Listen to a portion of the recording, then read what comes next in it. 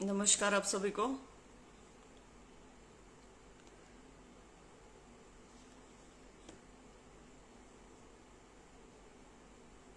मुझे बात करनी है, कुछ बोलना है सीईटी के ऊपर, इसलिए मैं लाइव आई हूँ। बहुत कोशिश कर रही थी कि ना आना पड़े, अवॉइड कर रही थी कि लिख के ही काम चल जाए, लेकिन बोले बिना रहा नहीं जाएगा। तो आप लोग जुड़ जाइए, फिर बात करते हैं। Ravi Sirohi, hello brother. राजेश जांगड़ा, नमस्कार भाई। हवा सिंह चौहान, संदीप जांगड़ा, नमस्कार। योगेश शर्मा, राम राम।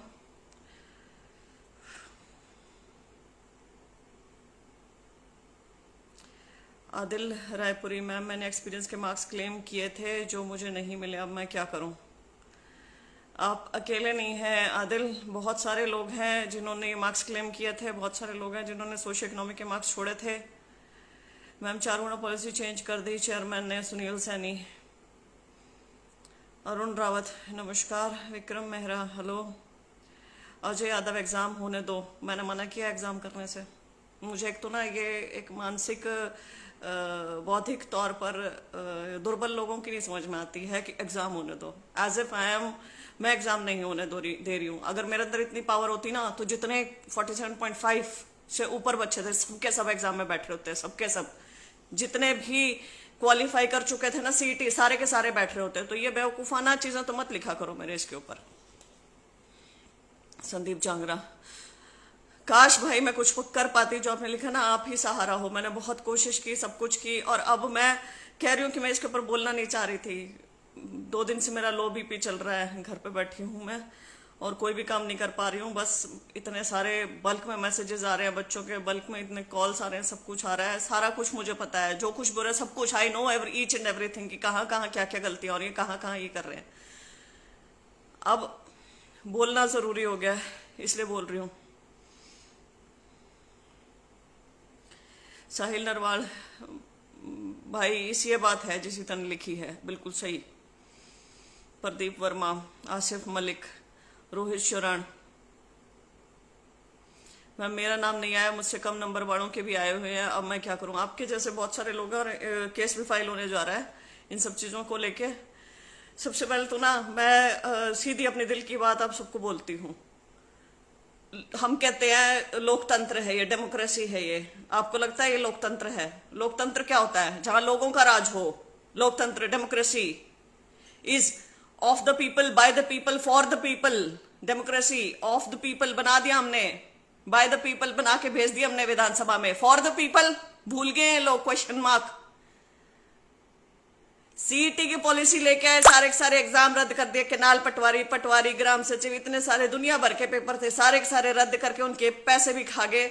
उसके बाद वो सीईटी इंट्रोड्यूस कर दिया। जब वो 4 गुना की पॉलिसी दी इन्होंने करी, इतने धक्के खाए इतने सारे नेताओं के पास, मुख्यमंत्री, उप मुख्यमंत्री, हर जगह ज्ञापन पहुंचाया, हर जगह पहुंचे हैं। आंदोलन प्रदर्शन करने के बाद फिर केस फाइल किया, इनकी पॉलिसी के अगेंस्ट रहे, शुरू से अगेंस्ट रहे। मैं ये कहानी क्यों सुनाना चाह रही हूं? ताकि इस कहानी के माध्यम से सरकार तक भी पहुंचे कि क्या क्या किया है बच्चों ने। पहुंचे हैं आप तक, कहा है कि आप गलत कर रहे हो, कि हरियाणा बेरोजगारी में नंबर 1 पे चल रहा है, ऐसी पॉलिसी मत डालो। केस भी फाइल कर दिया, लेकिन इन्होंने पूरी मजबूती के साथ वो केस लड़ा, बच्चों को हराया। और उसमें भी कोर्ट ने ये कहा, जो इनके प्रवक्ता आके बोलते हैं ना, जो जिनके साथ मेरी बहस भी होती है ऑनलाइन, वो आके क्या बोलते हैं कि कोर्ट ने मना कर दिया।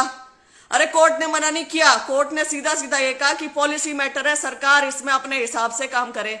लेकिन सरकार ने क्या किया? धोखा दिया बच्चों को। 4 गुना वाली पॉलिसी पे अड़े रहे, जनसंवाद कार्यक्रम से लेके कोर्ट तक उसी पॉलिसी पे रहे। जनसंवाद कार्यक्रम में भी बच्चों को, इनके हर एक कार्यक्रम में पहुंचे मुख्यमंत्री साहब के, हर एक कार्यक्रम में उनके सामने खड़े होकर बोला है सीईटी। जैसे ही सीईटी नाम आता था ना, पहली बात तो पंडाल में ही नहीं घुसने देते थे। पंडाल में घुस जाए तो माइक नहीं मिलता था, माइक मिल जाए तो सीईटी बोलते ही आगे तो मुख्यमंत्री साहब बोलने नहीं देते थे, खुद ही स्टार्ट हो जाते थे, कुछ भी बोलते थे। शुरू के 4 गुना में से ही बनते, ये बनते, उमड़, फलाना ढिमका, इतना सब कुछ इन्होंने बोला। अब रिवाइज रिजल्ट इनसे कोर्ट में जाके लिया, रिवाइज की इनसे कोर्ट में जाके ली, रिवाइज रिजल्ट इनसे कोर्ट में जाके लिया। खाए कि खाक पारदर्शिता है तुम्हारी, खाक ईमानदारी है तुम्हारी, क्या ईमानदार हो तुम? कुछ नहीं हो, तुम केवल बातें बातें करने के हो और कुछ भी नहीं हो। और इनएफिशिएंट तुम्हारी ऑर्गेनाइजेशन है धर के, एचएसएससी एक्सपर्ट बॉडी कहते हो इसे, एक्सपर्ट है ये। कट ऑफ सोशल मीडिया पे जारी करते हैं ये लोग, इधर उधर जारी कर करके ये चेक करते हैं कि सोशल मीडिया का कैसा रिस्पॉन्स रहेगा। कट ऑफ जारी करके देखते हैं सोशल मीडिया पे। कैन यू बिलीव, ये एक्सपर्ट बॉडी है, ये एक्सपर्ट बैठे हुए हैं सोशल मीडिया पे, फिर ये रिस्पांस देखते हैं, फिर अगले दिन ऑफिशियल कट ऑफ जारी करते हैं जिसमें 3-3, 4-4 नंबर मैजिकली घट जाते हैं। कैसे घट जाते हैं भाई, ये बोलना बेहद जरूरी है। बोलूंगी बीसीबी की 68 थी से 65 हो गए और ईडब्ल्यूएस के 69 से 65 हो गए, 69 से 65 हो गए 56 ग्रुप में। बीसीए के 68 से 67 हो गए, बीसीबी के 70 से 67 हो गए, ईडब्ल्यूएस के 68 से 67, 68 से 67 हो गए, 57 ग्रुप में। कैसे हो गए? पहले दिन ऐसे कैसे करा था रिलीज? सोशल मीडिया पे कैसे कर सकते हो? इतनी ऑथेंटिक इंफॉर्मेशन, इतनी सीक्रेटिव, इतनी कॉन्फिडेंशियल इंफॉर्मेशन कैसे रिलीज हो सकती है? क्यों नहीं एक्शन होता तुम्हारी एक्सपर्ट बॉडी के ऊपर? क्यों नहीं होना चाहिए? फिर ऐसे महानुभाव है, कट ऑफ का मतलब ही नहीं पता इन्हें।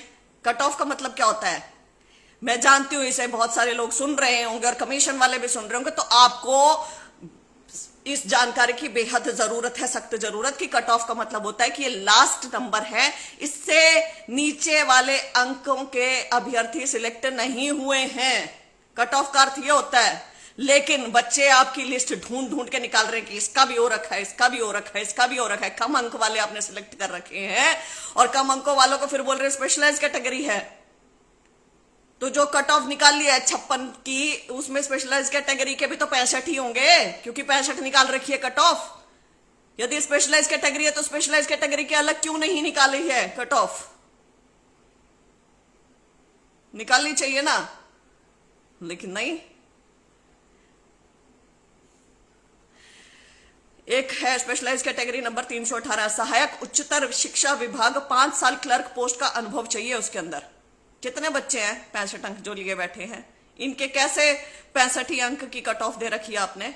स्पेशलाइज के अलग क्यों नहीं दी? फिर कट ऑफ का मतलब नहीं पता क्या? अब पता चल गया? अभी निकाल दो कम से कम। 3,59,000 अभ्यर्थी, सीईटी क्वालिफाइड अभ्यर्थी, 31,000 एक पेपर में बैठ रहे हैं, 29,000 दूसरे में, लगभग 30,000 हम मान के चले। इतनी तो बौद्धिक क्षमता होनी चाहिए आपके अंदर कि जिसने ग्रेजुएशन बेस्ड जो पेपर देगा वो ऑटोमेटिकली 12th बेस्ड दे रहा है।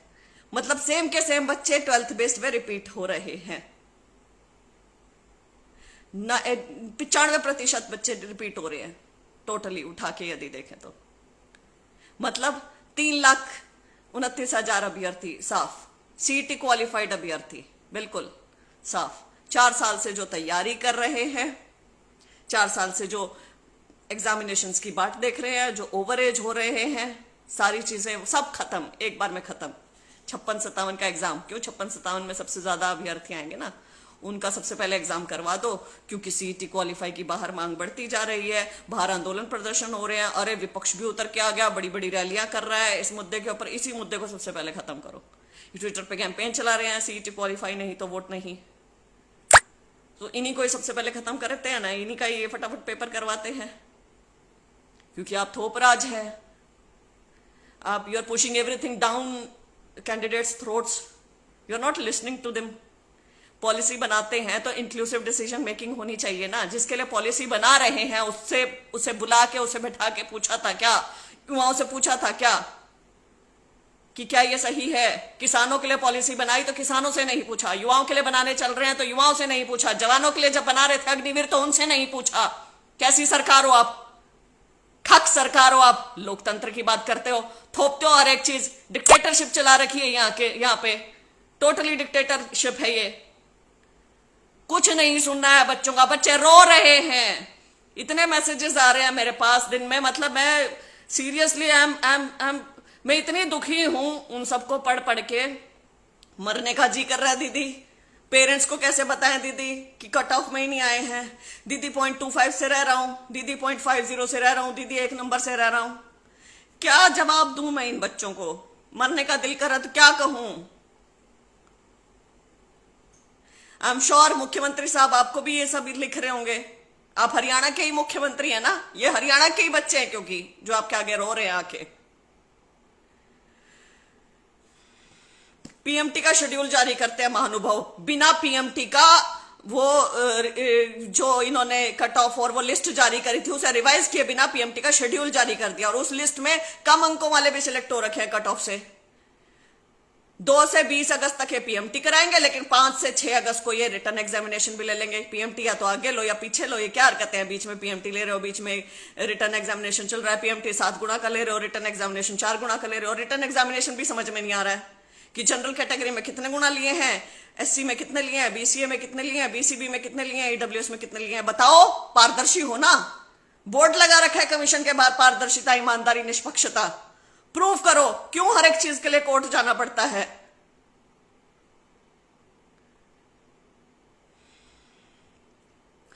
रिवाइज रिजल्ट रिलीज कर दिया है, ठीक है। उसमें दोबारा वही फेक सोशियो इकोनॉमिक अंकों की दिक्कत है, उसमें दोबारा वही एक्स सर्विसमैन को 5 अंक दिए हुए हैं, उसमें दोबारा ये सारी एक्सपीरियंस के मार्क्स नहीं दे रखे हैं। क्या करें? आपका कहां जाए युवा? क्या कर रहे हो? एक्सपर्ट बॉडी हो, एक्सपर्ट बॉडी, कम से कम नाम की ही इज्जत रख लो।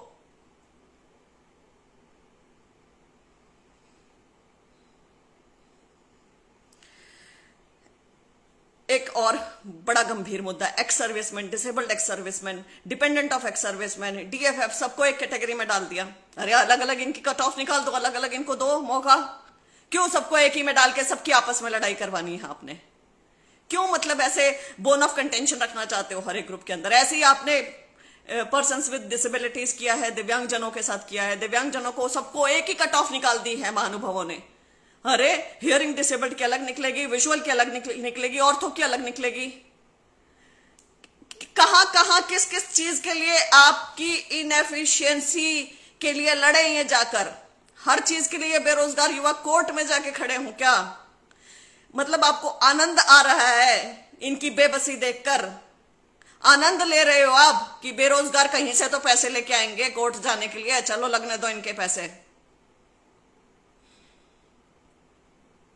आनंद ही ले रहे हो, क्योंकि जिस हिसाब से आप काम कर रहे हो उस हिसाब से तो यही लग रहा है कि आप सिर्फ और सिर्फ मजे ले रहे हो बच्चों के। ये 5 और 6 अगस्त को ये फटाफट एग्जामिनेशन लेने का क्यों आया आपका? क्योंकि 19 और 20 को इतना बड़ा आंदोलन हो गया था, सीटी क्वालिफाई चल रहा था, हर जगह चल रहा था, क्योंकि विपक्ष भी भारी संख्या में उतर के आ गया था, क्योंकि सरकार की किरकिरी हो रही थी, राइट? मंशा क्या है आपकी? युवाओं को रोजगार देना? नहीं है। यदि मंशा युवाओं को रोजगार देने की होती तो पिछले 4 साल युवाओं को रोजगार मिल रहा होता लगातार। मंशा है आपकी कि जो 2019 में आपने ग्रुप डी के 18,000 लगा के एकदम वाहवाही लूट ली थी और आगे थे ना सत्ता में, वही रिपीट करने की मंशा है आपकी। आपको युवाओं की कुछ नहीं पड़ी है, आपको पड़ी है तो सिर्फ इलेक्शन कैसे जीता जाए, कि बम्पर भर्तियां इलेक्शन के पास करते हैं और वो सक्सेस रिपीट करते हैं। ये पिछले 4 साल करते रहते हैं, भर्तियां करते रहते हैं, बेरोजगार बच्चे लग जाते हैं, अपने आप ही नहीं आपकी वाह वाह करते, अपने आप ही नहीं आपको आके वोट देते। अब क्या करोगे? अब भी छांट रखे होंगे गरीब, कुछ गांव से कोई जाति, कोई गरीब। ये पीपीपी डाटा इसलिए तो इकट्ठा किया हुआ है, लगा देना।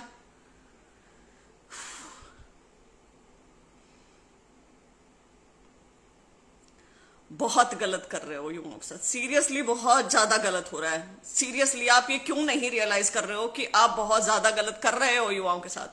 कि 3 लाख, लगभग 3,25,000 से लेके 30,000 अभ्यर्थी बाहर हो रहे हैं पेपर देने, पेपर नहीं दे पा रहे, अगला बैठ ही नहीं पा रहे हैं टेस्ट में। कि आपने उनका सपना तोड़ दिया है, उनका करियर, उनका सब कुछ, उनका सारा कुछ छीन लिया है एक झटके में। कि हमारी जो शिक्षा प्रणाली है वो बच्चों को सरकारी नौकरी के लिए ही तैयार करती है। आपको सोचना पड़ेगा, देखना पड़ेगा प्लीज।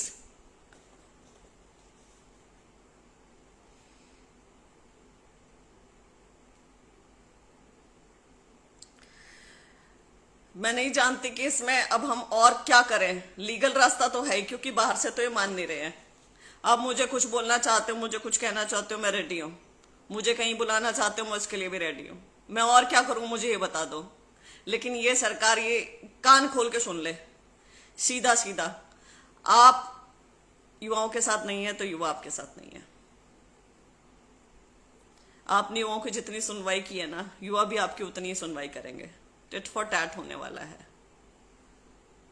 आग्रह की तरह आपसे लोकतांत्रिक तरीके से आपसे लड़ाई करी है शुरुआत से, आपसे आग्रह भी किया है, आपको आपके सामने अपनी मांगे भी रखी हैं और संपूर्ण लोकतांत्रिक तरीके से रखी हैं। अच्छे तरीके से आपको कहा है कि गलत कर रहे हैं ठीक कर लीजिए, गलत कर रहे हैं इसको सही कर दीजिए, लेकिन आपने एक नहीं सुनी युवाओं की।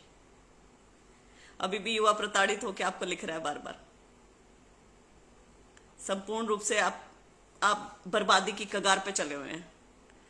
हमारा हरियाणा बेरोजगारी में नंबर 1 पे चल रहा है। आप इस चीज को ना ठीक कर सकते थे, आपको बस ये मानना पड़ता कोर्ट में कि हम बेरोजगार हैं, नंबर 1 पे हैं। आप यदि कोर्ट में जाके कहते ना कि हरियाणा बेरोजगारी में नंबर 1 पे चल रहा है और इसलिए हम इसे क्वालिफाई करना चाहते हैं, तो कोर्ट इसमें इंटरफेयर नहीं करती। कोर्ट कहती ओके।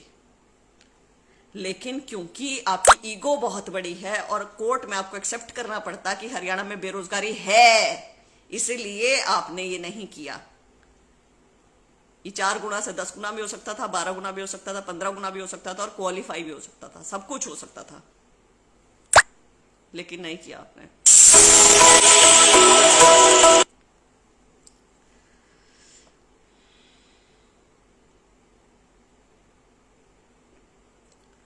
एक भाई ठीक लिख रहे हैं यहाँ पे, गोविंद धाना, हरियाणा में रोजगार देना तो दूर, रोजगार पाने के अवसर छीने जा रहे हैं। सच बात है, लगाने तो उतने ही थे, 32,000 ही तो युवा लगाने थे। आपको मौका दे देते सबको बैठने का, कम से कम जितनी तैयारी की है, ये इतने 4 साल बैठ के वर्थ तो होती। इतनी तैयारी करवाने के बाद एकदम से मौका छीन लिया कि तुम्हें नहीं मिलेगा, 4 गुना, और 4 गुना में भी सारे ओवरलैपिंग कैंडिडेट्स, ओवरलैपिंग सब कुछ, जो वहां पेपर दे रहे हैं वही वहां पेपर दे रहे हैं।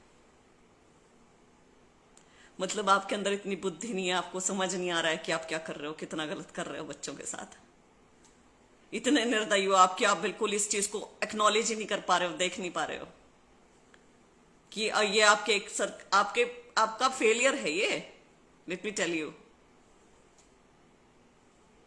आपका कमीशन फेल्ड है, इनएफिशिएंट है, सोशल मीडिया पे अपने ये इंपॉर्टेंट डॉक्यूमेंट्स ये वायरल करते हैं, ऑफिशियल डॉक्यूमेंट्स ये वायरल करते हैं, सॉफ्टवेयर इनका रद्दी है, 3rd क्लास सॉफ्टवेयर है इनका, एक सर्विसमैन की कैटेगरी में 5 अंक ले रहा है, उधर जॉब है फिर भी कैटेगरी से 5 अंक उठा रहा है। 4 साल से सीईटी करवाए जा रहे हो, एक सीईटी पूरा नहीं हुआ, 1 साल में 2 सीईटी करवाने की बात कर रहे थे। आप टोटली फेल्ड हैं इस चीज में, लेट मी टेल यू। और एक ही तरीका है न्याय करने का, वो है सीईटी यदि क्वालिफाई हो जाए तो। यदि आपके अंदर अभी भी थोड़ी सी भी है सरकार वाली, थोड़ी सी भी है कि यदि आप लोकतंत्र में बिलीव करते हैं, तो मैं उम्मीद करती हूं कि आप सीईटी क्वालिफाई करेंगे। लेकिन सरकार ये भी ध्यान से सुन ले, यदि आप सीईटी क्वालिफाई नहीं करते हो तो हम आपको वोट नहीं करेंगे। सीधा सीधा मैसेज है आपको, #सीईटी क्वालिफाई नहीं तो वोट नहीं।